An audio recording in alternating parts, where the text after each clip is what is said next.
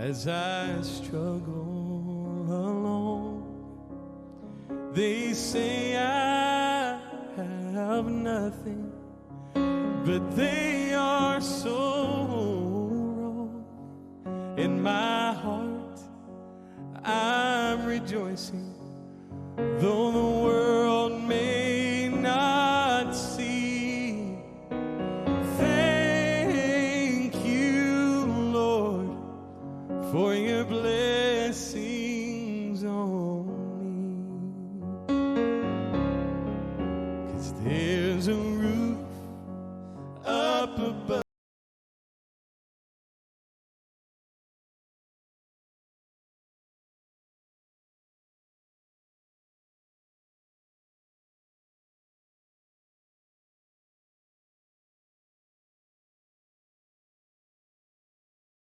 Nah, kita mau fokus untuk firman Tuhan pada pagi hari ini, saudara. Mari kita melihat di dalam Wahyu pasal yang kelima. Wahyu pasal yang kelima ayat 1 sampai ayat yang ke-14. Pengikut Yesus yang sejati dilindungi Tuhan Yesus, puji Tuhan. Nah, kita akan bahas tentang pengikut Yesus yang sejati ini, saudara, berdasarkan Wahyu pasal yang kelima ini. Kalau kita melihat Wahyu pasal yang pertama, di situ dikatakan, maka aku melihat di tangan kanan Dia yang duduk di atas tahta itu sebuah gulungan kitab yang ditulisi sebelah dalam dan sebelah luarnya dan dimeterai dengan 7 meterai. Puji Tuhan. Di sini dijelaskan bahwa di tangan Yesus ada sebuah gulungan kitab. Dan gulungan kitab tersebut dimeteraikan dengan 7 buah meterai dan terikat. Seperti apa bentuk meterai tersebut? Kalau kita memperhatikan gambar, saudara, coba ditayangkan gambarnya. Nah, ini bentuknya meterai yang dipegang oleh Yesus. Kalau di zaman ini meterai gampang sekali bentuknya, pesan dikemas dengan praktis. Tetapi pada zaman dahulu pesan itu dibuat dari kulit binatang dan pohon papirus, sehingga sulit untuk dibaca jika tidak ada yang membuka meterainya. Nah, saudara-saudara yang terkasih dalam Tuhan, bagaimana penglihatan Yohanes pada saat itu? Dia melihat meterai itu.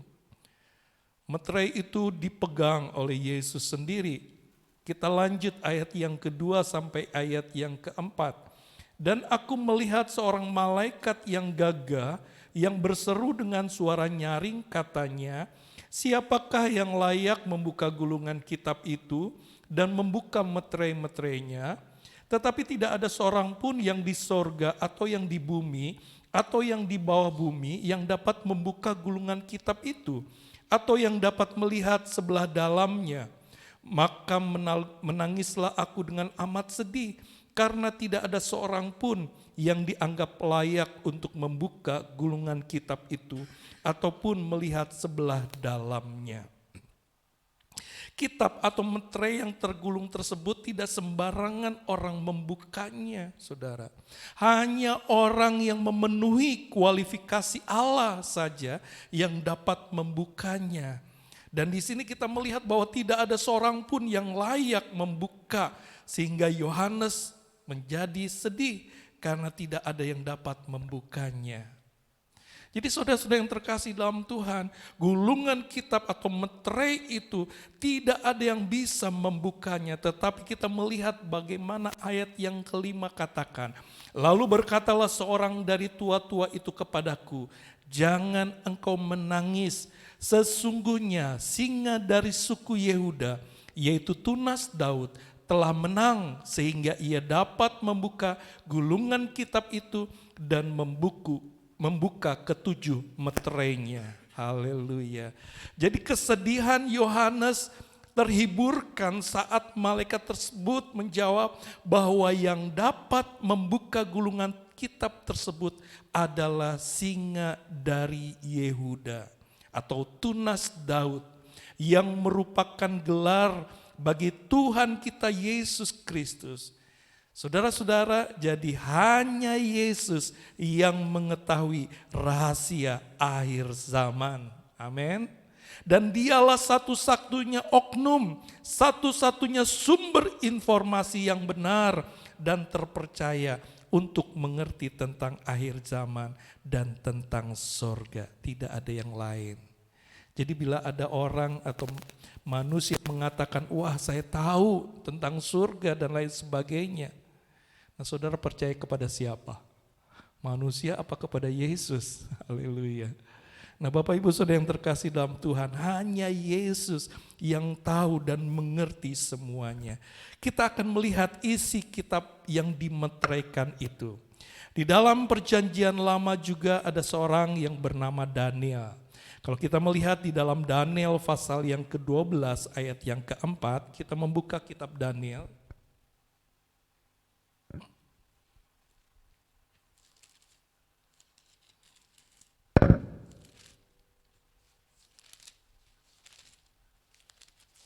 Daniel 12 ayat yang keempat, di situ dikatakan, tetapi engkau Daniel, sembunyikanlah segala firman itu dan meteraikanlah kitab itu sampai pada akhir zaman. Banyak orang akan menyelidikinya dan pengetahuan akan bertambah. Puji Tuhan. Di dalam pasal ini dituliskan secara rinci tentang pembukaan. Oh maaf saudara. Ia mendapatkan satu penglihatan, Daniel mendapatkan satu penglihatan dari Tuhan tentang akhir zaman. Dia mengetahui semua peristiwa yang akan terjadi di akhir zaman. Dan Allah berfirman kepada Daniel, agar Daniel tidak menceritakan, menginformasikan, menyebarluaskan penglihatan yang ia terima dari Tuhan ini. Kalau sekarang informasi itu cepat menjalar saudara, menyebarluaskan segala sesuatu yang peristiwa yang terjadi. Ya apa iya saudara? Tabrakan di mana sudah ada langsung di media sosial saudara, cepat. Dikatakan ini teman saya sharekan ini tabrakan di sini. Oh saudara, cepat sekali. Tetapi Daniel mengikuti apa yang diperintahkan oleh Tuhan. Setiap penglihatan, informasi, segala sesuatu yang dia terima, dia tidak sebarkan itu, dia simpan itu sampai di akhir zaman itu. Bahkan kitab itu harus dimeteraikan dan baru akan dibuka kembali pada akhir zaman. Dan pada masa inilah tentang akhir zaman dibukakan kepada banyak hamba Tuhan dan orang-orang yang menyelidiki kitab tersebut sehingga pengetahuan mereka bertambah-tambah. Tetapi kita lebih dalam lagi belajar tentang peristiwa akhir zaman ini saudara. Dan kalau kita belajar tentang akhir zaman ini, mungkin ada yang berkata, aduh takut ya melihat akhir zaman ini, bagaimana apa yang akan terjadi dan lain sebagainya. Tetapi kita akan melihat dan belajar bersama-sama saudara tentang peristiwa akhir zaman ini di dalam Wahyu pasal yang ke-6 ayat 1 bahkan sampai pasal yang ke-8 ayat 1 sampai ayat yang ke-5. Di dalam pasal ini saudara-saudara di situ dituliskan secara rinci tentang pembukaan ketujuh meterai Allah. Bagaimana sudah ada meterai yang dibukakan dan juga digenapi. Bahkan ada yang belum dibuka dan belum digenapi. Tetapi semuanya pasti digenapi sebelum Yesus datang kedua kali. Saudara-saudara yang terkasih dalam Tuhan, jikalau kita pahami penggenapan ini, maka kita tidak akan mudah terkecoh ajaran, isu, atau berbagai hal yang dikatakan orang tentang kedatangan Yesus yang kedua kalinya. Kalau kita membaca di dalam Kisah Para Rasul pasal yang ketiga ayat yang ke-21, Kisah Rasul pasal yang ketiga ayat yang 21, di situ dituliskan, Kristus itu harus tinggal di sorga sampai waktu pemulihan segala sesuatu, seperti yang difirmankan Allah dengan perantaraan nabi-nabinya yang kudus di zaman dahulu. Artinya, Yesus tidak mungkin akan datang yang kedua kali sebelum gereja itu disempurnakan. Yesus tidak akan datang kedua kali sebelum tanda-tanda yang telah dinubuatkan itu harus digenapi. Dan kita akan melihat, dan saat ini kita sedang menggenapi meterai yang kelima, saudara. Meterai yang kelima. Semua tanda-tanda itu sudah dinubuatkan dan harus digenapi semuanya. Dan saudara-saudara, kalau kita melihat gambar, kronologi peristiwa akhir zaman, saudara, setelah apa yang dilihat Daniel pada masa lampau yang tercatat di kitab Daniel, juga diperlihatkan kepada Rasul Yohanes dan tercatat di dalam kitab Wahyu, bahwa sebelum kedatangan Yesus kedua kali akan ada beberapa peristiwa.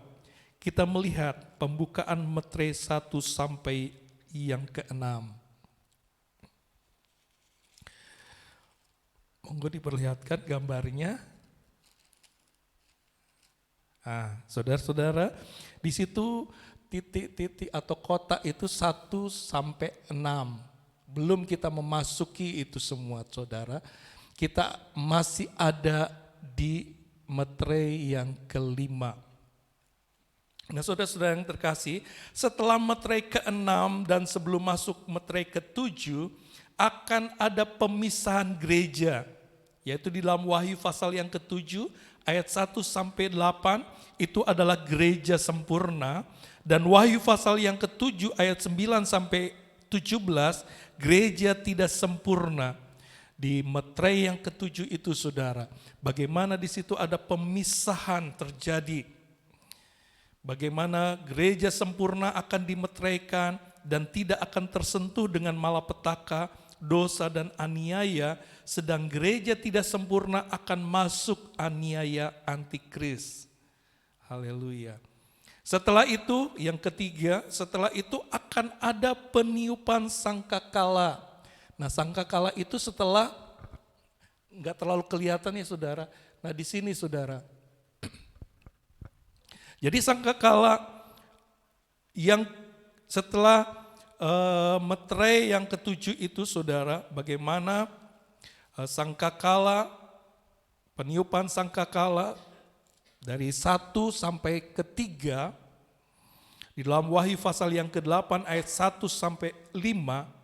Sedangkan peniupan sangkakala keempat akan dimulai pada awal pemerintahan antikris. Nah, di situ saudara, di titik-titik yang ada itu bagaimana awal pemerintahan antikris.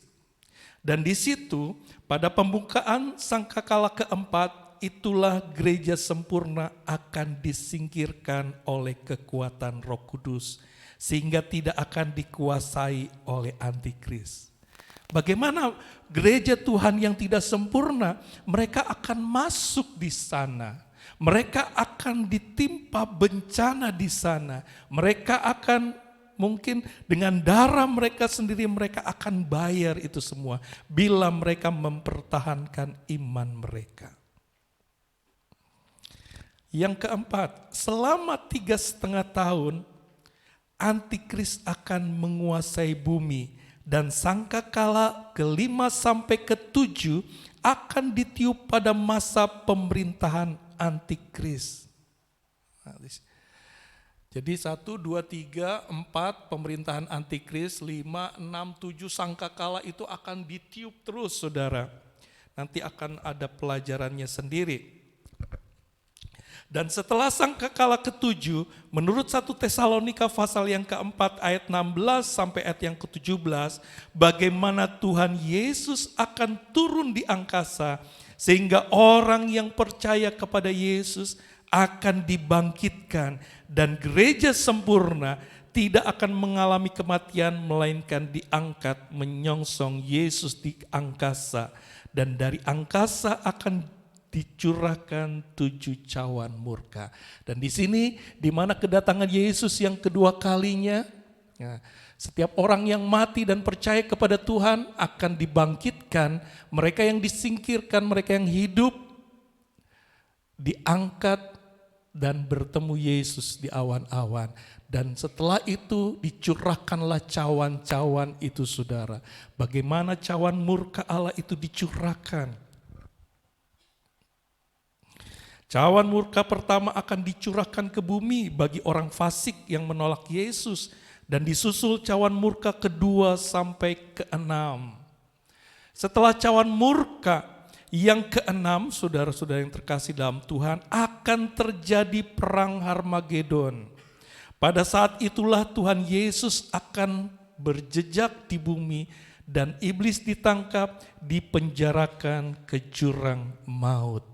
Dan setelah cawan yang ketujuh itu dicurahkan, semuanya terjadi, saudara. Dan Yesus, kalau ada lagi bulatan lagi, saudara, di mana Yesus bersama dengan gerejanya, mereka akan memerintah di sana. Nah, Bapak Ibu Saudara yang terkasih dalam Tuhan Yesus Kristus, demikianlah kronologi kedatangan Tuhan Yesus kedua kali. Dan semakin dekat kedatangan Tuhan, semakin dekat kita dengan pribadinya, saudara. Dan kita harus bersungguh-sungguh di dalam mengiring Tuhan. Bapak Ibu Saudara yang terkasih di dalam Tuhan Yesus Kristus, kita pada pagi hari kita akan melihat meterai yang kelima. Setelah kita melihat kronologi peristiwa kedatangan Yesus dan melihat tanda-tanda zaman, di dalam Wahyu pasal yang ke-6, ayat 9 sampai ayat yang ke-10, kita melihat Wahyu pasal yang ke-6 ayat 9 sampai ayat yang ke-10.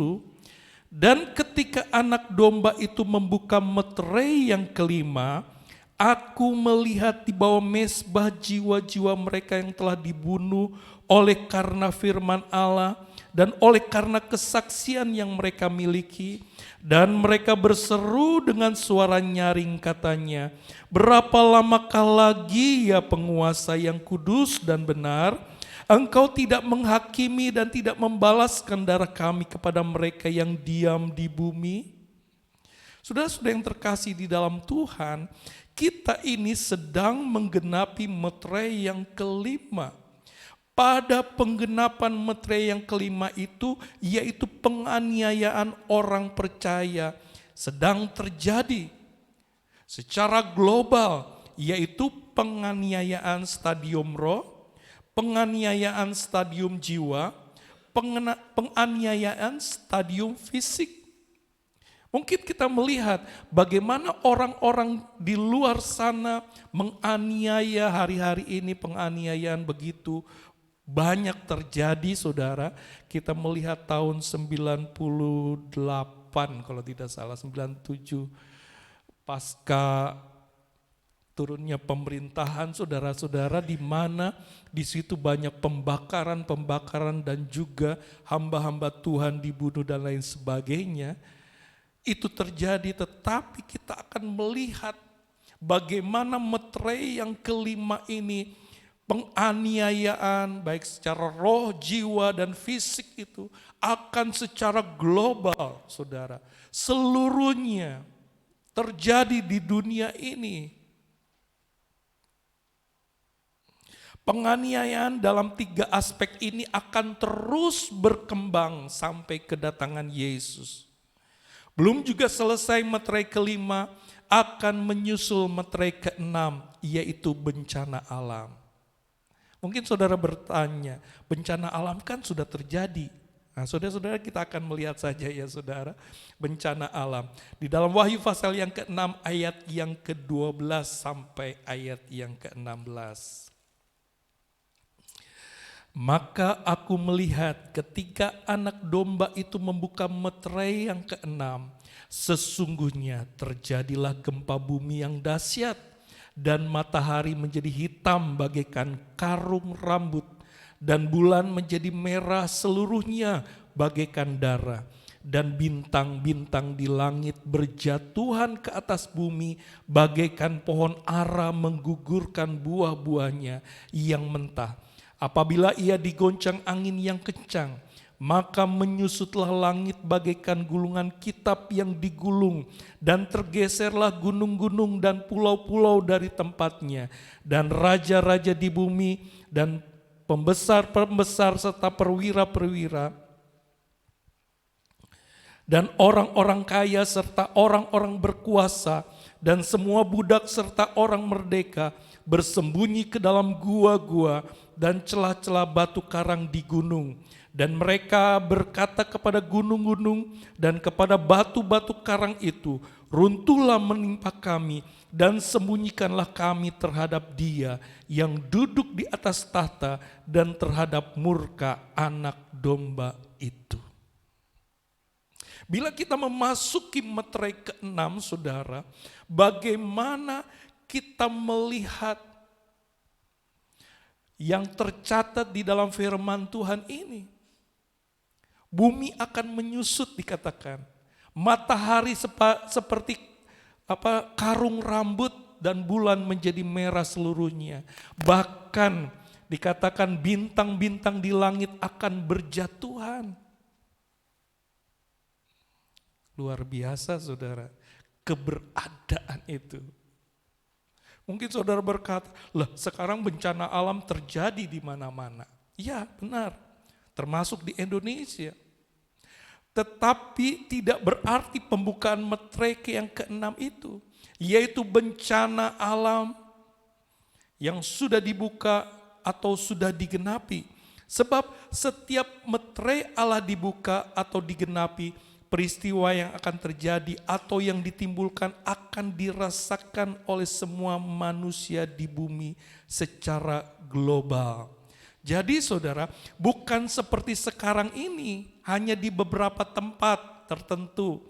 Sehingga tempat atau daerah yang tidak kena bencana dapat menolongnya. Tadi pagi saya melihat berita bagaimana di Luwu terjadi banjir saudara, banjir bandang. Dan kita di sini kan tidak terjadi. Hanya di satu tempat, di daerah tertentu. Pada beberapa tahun yang lalu bagaimana bencana di Palu di Sulawesi Tengah, di mana ada satu desa dengan 2.000 penduduk tertelan bumi dan tanah terbelah. Di situ banyak korban jiwa, tetapi hanya di Palu yang mengalaminya, di Jawa enggak mengalami. Sehingga mereka yang ada di Jawa atau di daerah lain dapat menolong mereka yang tertimpa bencana. Jadi tidak seluruh saudara. Tetapi pada pembukaan meterai yang ke-6, seluruh dunia akan terkena bencana alam. Sehingga kita melihat tadi apa yang kita baca di ayat yang ke-15 dan ayat yang ke-16, bagaimana raja-raja di bumi, pembesar-pembesar serta perwira-perwira, orang-orang kaya, orang-orang berkuasa, semua budak serta orang merdeka, mereka bersembunyi ke dalam gua-gua. Kenapa? Mereka sangat takut, katakan. Bahkan mereka katakan, menimpalah gunung-gunung kepada kami supaya kami mati. Mereka tidak tahan terhadap murka Anak Domba itu, saudara. Semua orang mengatakan bahwa mereka yang mati lebih berbahagia daripada yang hidup. Haleluya. Seperti Wahyu pasal yang ke-13 katakan bahwa berbahagialah orang yang mati di dalam Tuhan sekarang ini. Haleluya. Terus kita yang hidup gimana? Tidak berbahagiakah? Bahkan kita mengalami, jangan sampai saudara, kita mengalami. Oleh sebab itu, jadilah gereja Tuhan yang sejati, amin. pengikut-pengikut Yesus yang sejati, sehingga kita diluputkan dari bencana ini. Kita disingkirkan di padang gurun. Haleluya. Milikilah Roh Kudus dalam kehidupan saudara dan saya. Saudara-saudara yang terkasih dalam Tuhan, bencana alam bukan hanya di bumi dikatakan, bahkan di langit pun bagaimana bintang-bintang berjatuhan. Atmosfer dirusak, pelindung bumi akan rusak, sehingga di luar atmosfer kita akan berjatuhan bintang-bintang itu. Haleluya, haleluya, puji Tuhan. Kembali kita melihat kembali saudara di dalam Wahyu pasal yang ke-6 ayat yang ke-12. Maka aku melihat ketika anak domba itu membuka meterai yang ke-6, sesungguhnya terjadilah gempa bumi yang dahsyat dan matahari menjadi hitam bagaikan karung rambut dan bulan menjadi merah seluruhnya bagaikan darah. Akan ada pergeseran tanah yang lebih parah dari bencana yang ada di Palu pada saat itu, saudara. Dikatakan gunung-gunung akan berpindah posisi. Luar biasa ya. Gimana caranya gunung-gunung itu berpindah, saudara? Dikatakan Pulau Gili, entah dari mana dia munculnya, katanya berpindah-pindah. Kalau terjadi hal itu, saudara, mungkin dia akan berpindah mungkin ke Bali, saudara, yang paling dekat. Saudara-saudara yang terkasih di dalam Tuhan Yesus Kristus, akan terjadi perpindahan gunung-gunung. Bagaimana Gunung Merapi mengeluarkan lava lagi dan lain sebagainya. Saudara-saudara, keadaan di meterai ke-6 ini sungguh dahsyat, saudara. Mungkin kalau kita pikirkan sekarang ini, kita mikirkan, oh itu kan nanti lama, masih lama. Biarkanlah itu terjadi. Hidup saya toh, kalau saya hitung-hitung, mungkin saat ini kita berumur 40. Kan menurut Alkitab 70 hidup manusia. 80, sebentar lagi, 30 tahun tidak terasa. Tuhan Yesus belum datang. Saudara-saudara yang terkasih di dalam Tuhan Yesus Kristus, jangan kita pikirkan hal itu, saudara, tetapi pikirkanlah bagaimana bila saatnya Tuhan ambil kita. Sudah siapkah kita? Saudara-saudara yang terkasih dalam Tuhan, saya mempunyai teman, seorang anak Tuhan. Dia pada hari Jumat, dia pergi ke gereja karena dia sebagai majelis, dia mencoba sound system yang baru dibetulkan. Wah, dia langsung nyanyi-nyanyi, saudara. Nyanyi hidup ini adalah kesempatan. Dia nyanyi-nyanyi. Dia di-drop oleh istrinya ke gereja itu, saudara. Dia nyanyi-nyanyi di sana. Setelah itu dia menerima telepon dari temannya karena temannya ingin, karena anak Tuhan ini senang mancing, diajaklah anak Tuhan ini, dia berkata, saya tidak membawa alat-alatnya, oh iya nanti saya akan bawakan karena temannya itu dekat dengan rumahnya sehingga dibawakanlah itu. Dan dia tidak membawa motor sehingga dia memakai membawa mobil untuk dia berkendara, saudara. Dan dipanasilah mobil ini, ternyata gerbang atau pintu gereja itu belum terbuka sempurna sehingga dia turun. Nah, mobil ini tetap nyala, saudara, di garasinya. Dan dia turun, dia membuka gerbang itu. Dan dia melihat temannya juga mau membuka. Dia pikir aku mau membantu dia dulu membukakan supaya dia masuk.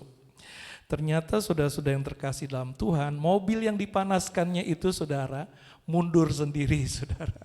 Tertabraklah dia, mental, dan dia sudah ada di bawah mobil itu dan dadanya kena gardan mobil. Nah, saudara bisa bayangkan itu. Mobil yang tidak dikendarai memang dipanaskan, saudara. Dia merasa, aduh, apakah saya sudah mati? Dia mengeluarkan darah dan rusuknya pada bergeser, saudara.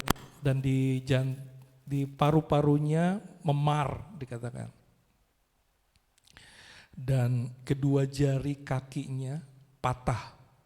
Jari telunjuk dan jari manisnya patah. Dan dia akan dioperasi. Saudara-saudara yang terkasih dalam Tuhan. Hidup ini adalah kesempatan. Bila Tuhan tidak, kesempatan yang kita pergunakan mungkin ini adalah hal sepele, saudara. Hal yang mungkin kita akan tidak duga. Tetapi kesempatan yang Tuhan berikan, mari kita pakai sebaik-baiknya. Mungkin kita katakan, nanti itu kan nanti masih lama. Kita masih menggenapi meterai yang kelima, kita belum memasuki meterai yang keenam. Saudara-saudara yang terkasih di dalam Tuhan, kita hidup di hari-hari yang terakhir ini. Saat dia mengalami hal itu, dia katakan di dalam hatinya, Tuhan, apakah aku selesai hari ini? Dia katakan, terjadinya hari Jumat, saudara. Apakah saya selesai hari ini? Tuhan, masih banyak pekerjaan yang harus saya lakukan. Masih banyak tugas-tugas yang harus saya lakukan. Saudara-saudara yang terkasih dalam Tuhan. Untung Bapak saat itu sedang nyanyi di gereja. Nyanyinya bukan nyanyi yang dibanding-banding bukan, saudara. Tetapi nyanyinya, hidup ini adalah kesempatan. Saudara-saudara yang terkasih di dalam Tuhan, kalau dia lakukan hal yang lain, mungkin terjadi saat itu terus kita mati. Adakah kesempatan yang Tuhan berikan kepada kita? Saudara-saudara yang terkasih dalam Tuhan Yesus Kristus, kita tidak akan tahu apa yang akan terjadi. Mungkin kita tidak akan melihat meterai yang keenam, tetapi sudah siapkah kita untuk menyambut Tuhan? Di mana Tuhan panggil kita, sudah siapkah kita? Nah, Bapak Ibu saudara yang terkasih di dalam Tuhan Yesus Kristus, kita kembali lagi di dalam Wahyu pasal yang ke-6 ini. Ayat yang ke-14 katakan, maka menyusutlah langit bagaikan gulungan kitab yang digulung, dan tergeserlah gunung-gunung dan pulau-pulau dari tempatnya. Saudara-saudara yang terkasih dalam Tuhan, apakah di sini ada pertobatan yang besaran? Karena mereka sadar serta bertobat. Sempatkah kita bertobat pada saat itu, saudara? Wahyu pasal yang ke-6 ayat yang ke-16, dan mereka berkata kepada gunung-gunung dan kepada batu-batu karang itu, runtuhlah menimpa kami, dan sembunyikanlah kami terhadap Dia yang duduk di atas tahta dan terhadap murka anak domba itu. Haleluya. Bagaimana hal itu terjadi, saudara? Keadaan pada pembukaan meterai yang ke-6 yang begitu dahsyat. Bagaimana orang meminta kepada gunung-gunung itu, runtuhlah kepada kami, sembunyikanlah kami dari murka anak domba itu. Saudara-saudara, betapa dahsyatnya keadaan itu, saudara. Keadaan pembukaan meterai yang ke-6 itu, saudara.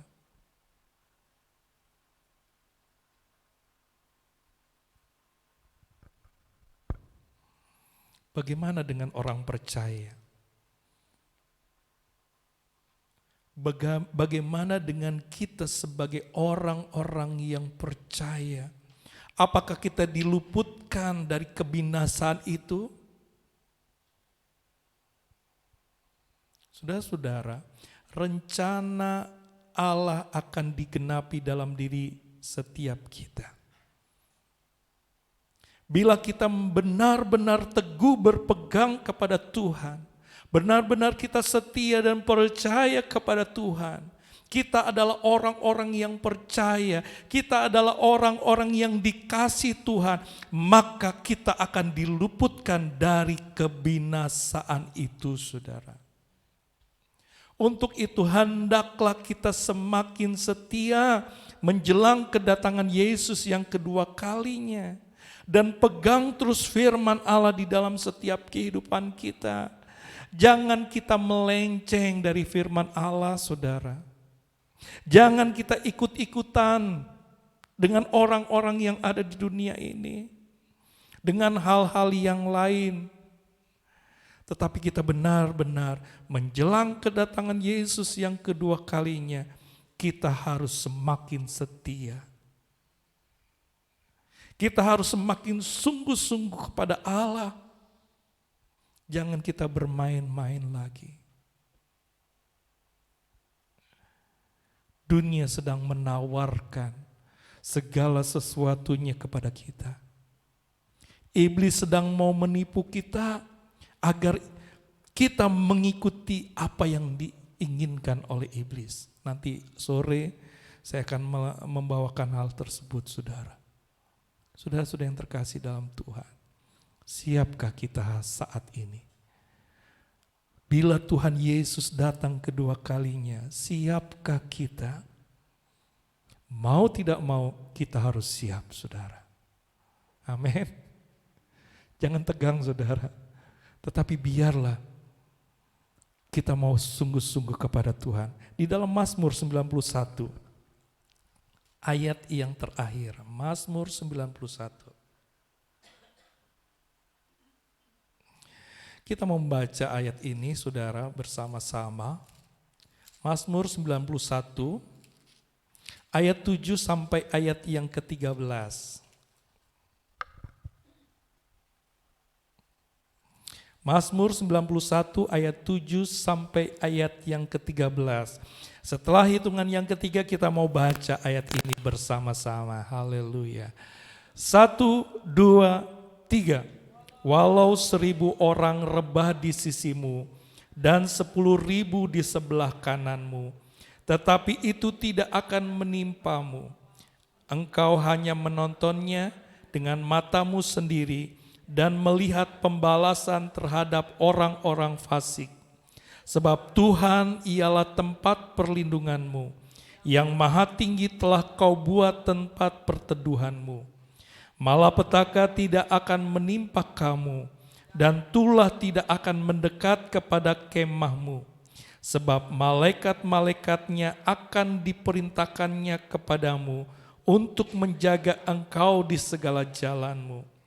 Mereka akan menatang engkau di atas tangannya, supaya kakimu jangan terantuk kepada batu. Singa dan ular tedung akan kau langkahi, engkau akan menginjak anak singa dan ular naga. Puji Tuhan. Inilah keberadaan orang-orang yang percaya kepada Tuhan. Tuhan akan menjaga dan melindungi kita semua. Puji Tuhan, Tuhan kiranya menolong kita, Tuhan Yesus memberkati. Haleluya. Puji Tuhan. Kita nyanyikan lagi lagu yang tadi sebelum firman